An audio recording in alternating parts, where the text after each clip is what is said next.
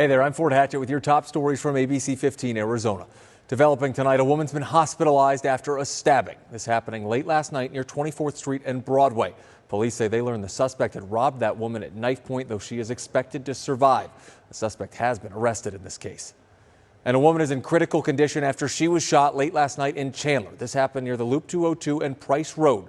Police believe she knew that suspect. That person, though, has not yet been arrested. The circumstances of the shooting are still unclear. And 16 people have been forced from their homes after 3 house fires this morning. The first was at 35th Avenue and Indian School around 1 a.m. Firefighters say there was heavy smoke coming from a home and the fire had spread to a second house. Everyone was able to get out of those homes safely and nobody was hurt, but 6 people were displaced. The cause of that fire still under investigation. Then over by Cave Creek and Bell Roads, firefighters responding to an apartment fire at around 5 a.m. Crews say it appeared a second-floor patio was on fire and it extended into an apartment. Crews were able to put that fire out before it could spread to nearby apartments, but 6 people there are also out of their homes now. Firefighters also still working to determine the cause of that fire. A family is also out of their home after a fire late this morning near 20th Street and Bethany home. Firefighters saying it appears it started in the attic. A contractor was working on wiring there, and they believe that work may have started the fire. A family of 4 people now out of that home today. And the search continues today for a missing man in the Arizona desert. Daniel Robinson was last seen in June of 2021 working as a scientist north of Buckeye. Investigators later found his crashed car and clothes, but they did not find Daniel. ABC 15's Adam Klepp was out in the desert today to speak with Daniel's father as he remains determined to bring his son home.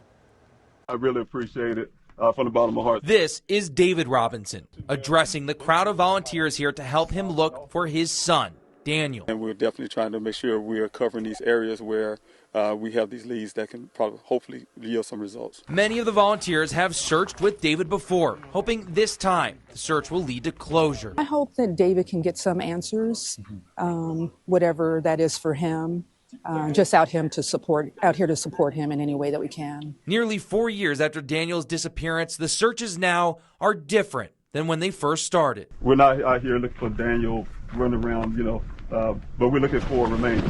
So the search resumes. Volunteers line up in the desert and start to walk. And when search volunteers find something unusual here in the desert, like this bone, they mark it with a flag, take a picture, and document its location so it can be investigated by law enforcement. And on this search, many flags are planted in the ground. Also here in Arizona, helping with the effort, he said, be diligent, be safe, and thank you all, is Joe Petito, Gabby Petito's dad. Her missing persons and subsequent murder case gained national attention in 2021. He's now trying to bring more attention to the over 25,000 missing persons cases right now in the U.S. It's the worst uncontrollable feeling you can imagine. I don't wish it on anybody, and that's why we're all out here today, trying to make sure that we can get answers for David and Daniel. As for what comes next, we'll continue to keep you updated on what, if anything, law enforcement finds with these sites found by desert volunteers. If you would like to help the search for Daniel, you can go to pleasehelpfinddaniel.com. Links to resources are also on ABC15.com. Adam Klepp, ABC15 Arizona.